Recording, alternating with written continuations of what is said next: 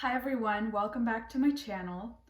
Last night I finally finished the new Midnight in Salem game, so I thought that I was finally ready to review the game. So first and foremost, I wanted to do a little outfit tribute to Olivia Ravencroft.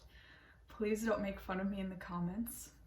So the three main topics that I'm going to be focusing my review on are the gameplay, the storyline, and the puzzles.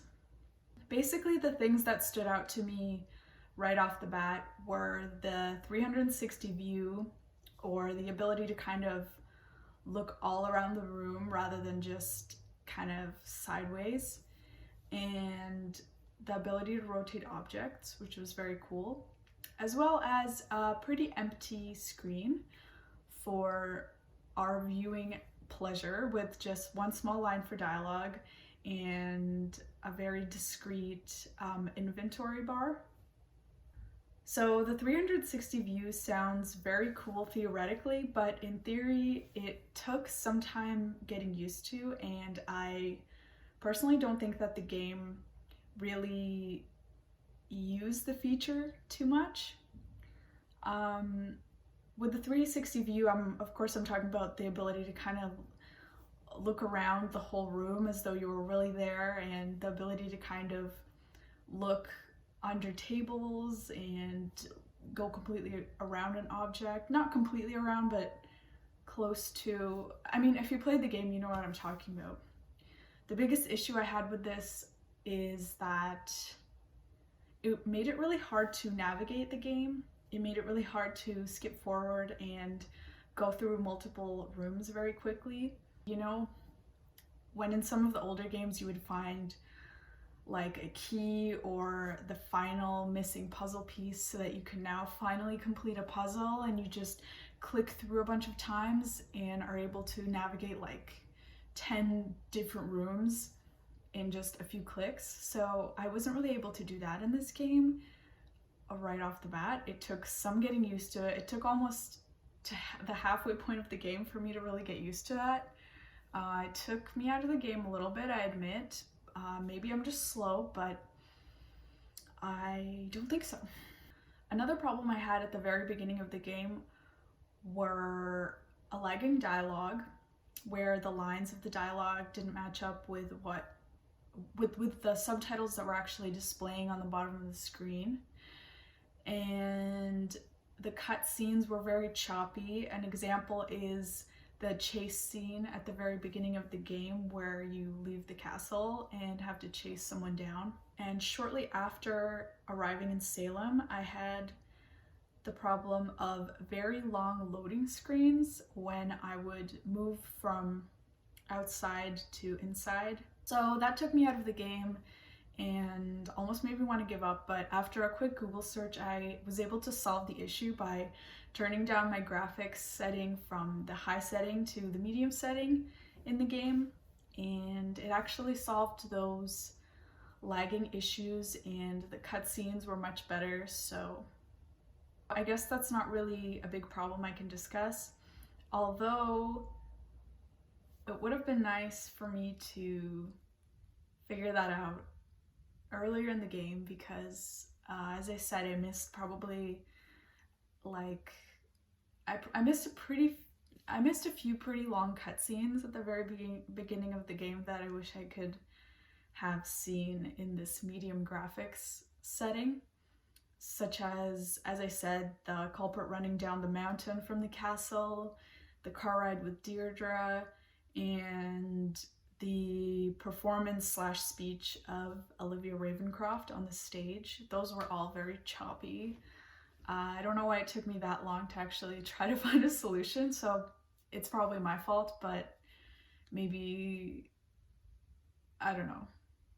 That sounds like it's something I should have figured out earlier on, but still, it did affect my enjoyment of the game at the very beginning, so I thought I would mention it anyway.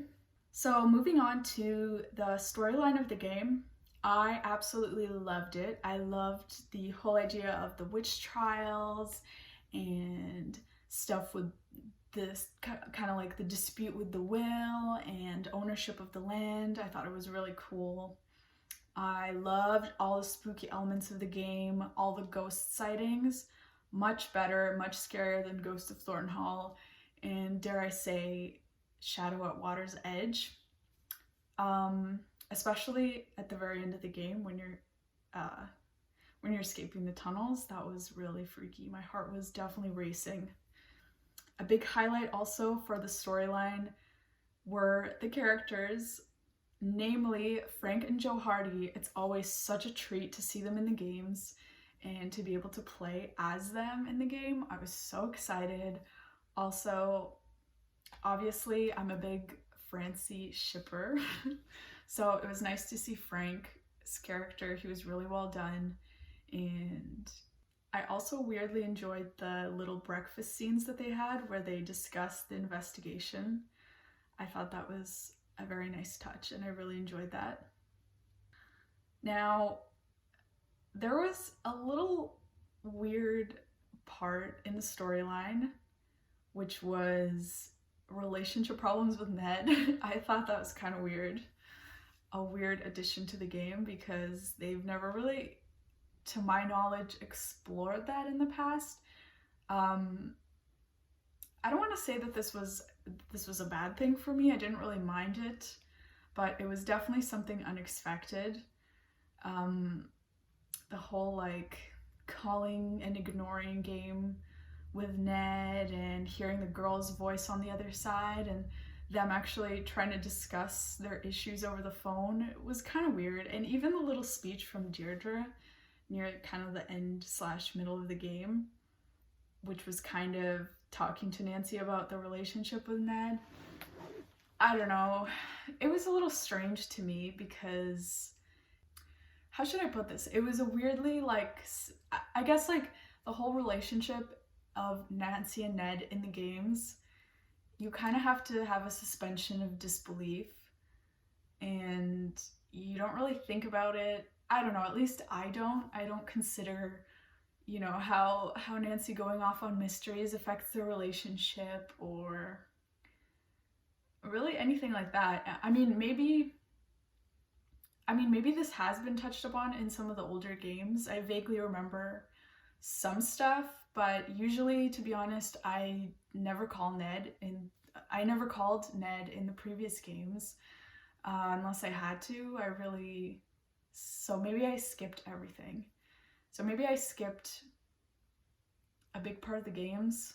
But I don't know, it was kind of strange to have him almost being such a big character in the game and not just another phone contact that you can call, but it's not necessary to complete the game. So yeah, I don't know, that was kind of strange. One bad thing actually I will say about that whole Ned storyline is the fact that there was no satisfying resolution at the very end of the game. We didn't even hear Ned's side of the story. Nancy just kind of gave him a quick call to say, yeah, like we should work everything out, go on vacation together, just us. We didn't even hear his side of the story, and there was no letter to Ned at the very end of the game.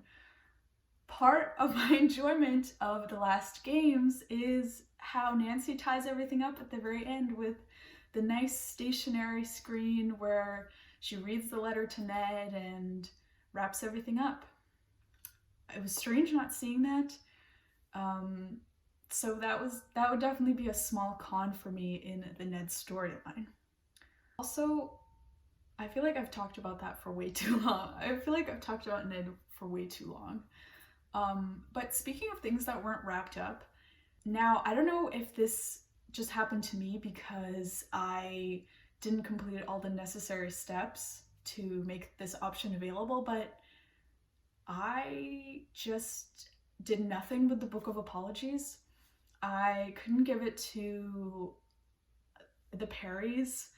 I couldn't give it to the judge. I just had it in my possession, and it seemed like such a kind of big deal from the very beginning of the game. It's the first treasure that you find and kind of a main topic of the game that keeps coming up again and again. It's supposed to be this special heirloom or historical document or whatever, and I just, or I should say Nancy just had no use for it. She just had it in her inventory even at the very end of the game. I don't know if I missed something, but I thought that was kind of weird because of how important the book seemed in the game, and then when I finally found it, I just kept it. I don't know, I thought that was weird. I tried to give it to the Perrys at the end of the game, but none of them would take it, and I even tried to give it to Lauren. She never took it either. So I guess I was just gonna have this historical document on me for just as a little keepsake. That was strange. I like the characters generally. I thought they were really good. The voice acting was okay. I didn't have a problem with anything. Yes, I know there was a new voice actress. She didn't say the iconic "it's locked" line, but you know, I feel like maybe that was out of respect for Lami. I liked having Deirdre by her side. That was kind of a cool aspect.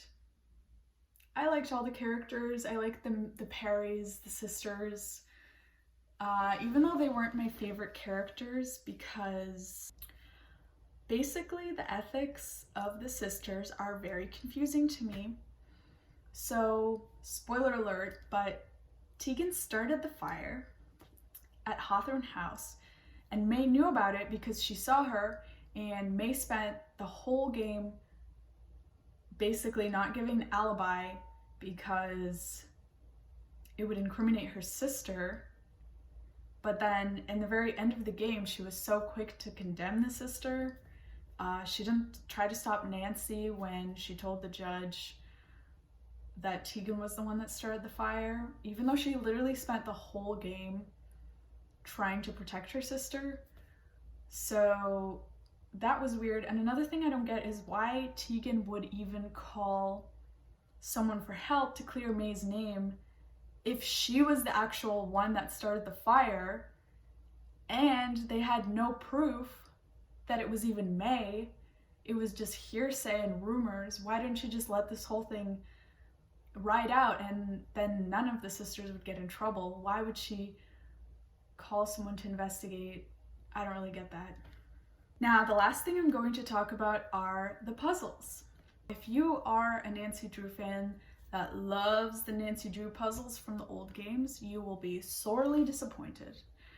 I'm not too much of a puzzle freak. I like puzzles, but I didn't like the amount of puzzles in Blackmore Manor, for example, so it's not my favorite thing about the games. I prefer the storyline over all the puzzles, and I prefer interactive puzzles actually, rather than just straight up cerebral puzzles over and over and over again. But this game really didn't have a lot of puzzles, and most of the puzzles that this game did have seemed like they were just there to show off the new capabilities of the game, with the ability to rotate objects and the ability to look around a room.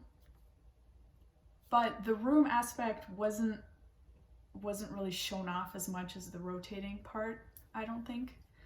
So yeah, and it was tough to complete some of the puzzles that were super tactile. Like, the worst puzzles for me was the 20-sided lock that you had to complete near the end of the game, and also the ghost hunting reader.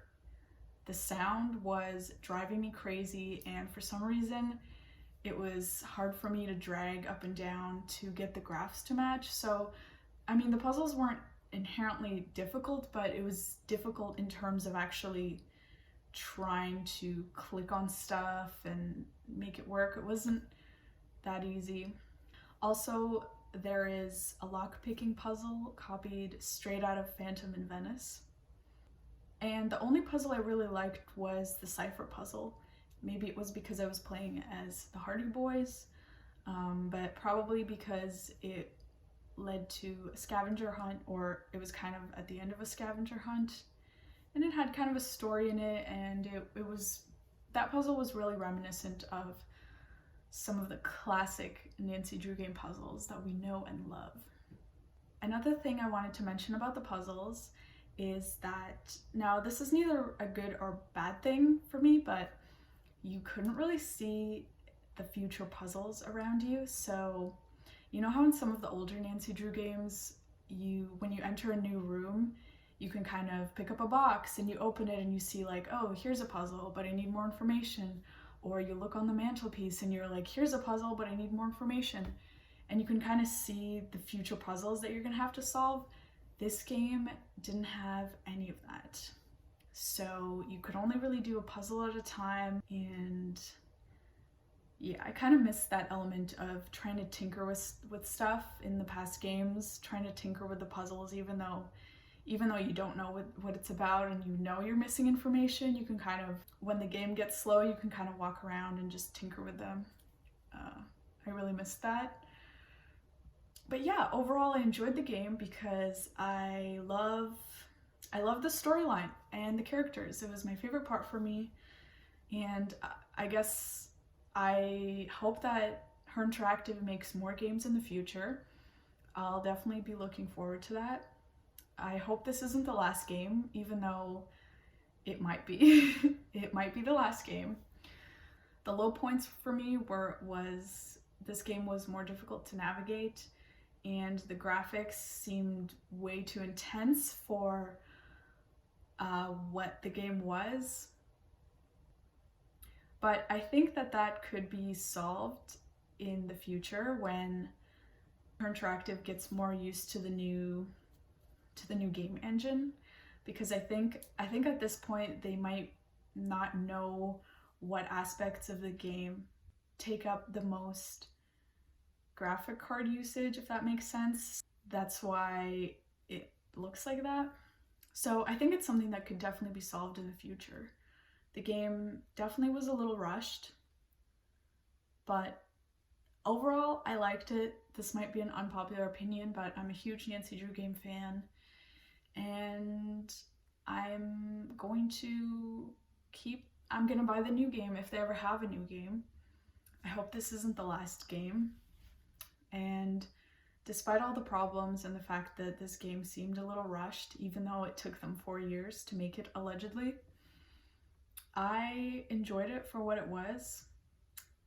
And oh, and by the way, I actually had a little conspiracy theory.